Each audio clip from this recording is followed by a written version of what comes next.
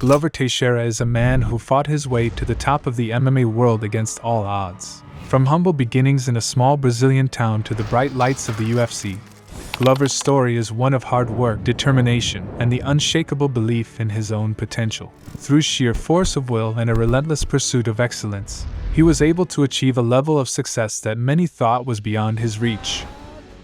That's because he was born on October 28, 1979 in a rural community of Brazil. But that didn't stop him from dreaming big. So at the age of 19, he made the bold decision of traveling to Mexico and illegally crossing the border into the United States. When he arrived in Connecticut, he met his future wife, Ingrid, and decided to try his hand at mixed martial arts. Despite having very little experience in fighting, with only 2 months of karate training under his belt from when he was 12 years old, Glover was determined to make a name for himself in the world of mixed martial arts. So in 2001, he began training in boxing and started getting involved in fighting, making his debut in the WC in June 2002. Although he lost his first fight, he caught the eye of John Hackleman, the coach of Chuck Liddell, a well-known fighter at the time. John wanted him to come to California to assist Chuck in his training camps. In 2003, Glover got married and also started traveling to California to assist Chuck with his training camps. This went on for another year, and then in 2005, he decided to move to California and officially join Hackleman's camp. At this point, his record as a fighter was 2 wins and 2 losses. However, 2006 proved to be a breakout year for him, as he went on a 3-fight win streak, ending the year with a victory over Sakuju. This impressive performance earned him a shot with the UFC. But there was a problem. He was in the United States illegally and therefore could not be offered a contract. As a result, Glover, who was in the prime of his career, had to return to Brazil and wait for his visa issues to be resolved.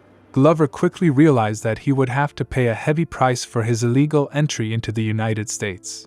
His visa issues were not being resolved, leaving him stuck in Brazil and unable to pursue his dream of competing in the biggest promotion in the world.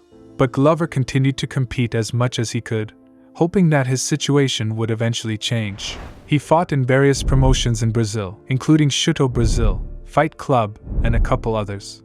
In total, he won all 9 of these fights, showcasing his exceptional talent and dedication to the sport.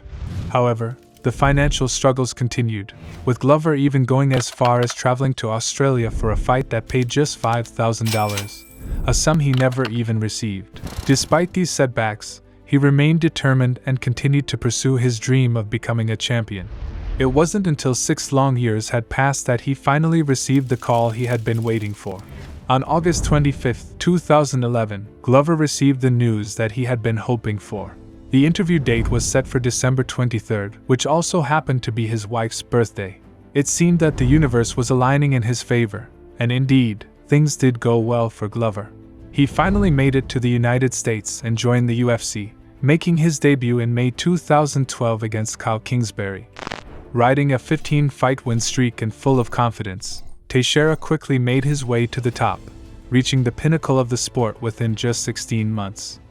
However, his amazing 20-fight win streak came to an end when he faced Jon Jones, a formidable opponent who ultimately proved to be too much for him to handle. Despite being almost 34 years old and coming off a loss to Jon Jones, Glover refused to let his defeat get the best of him.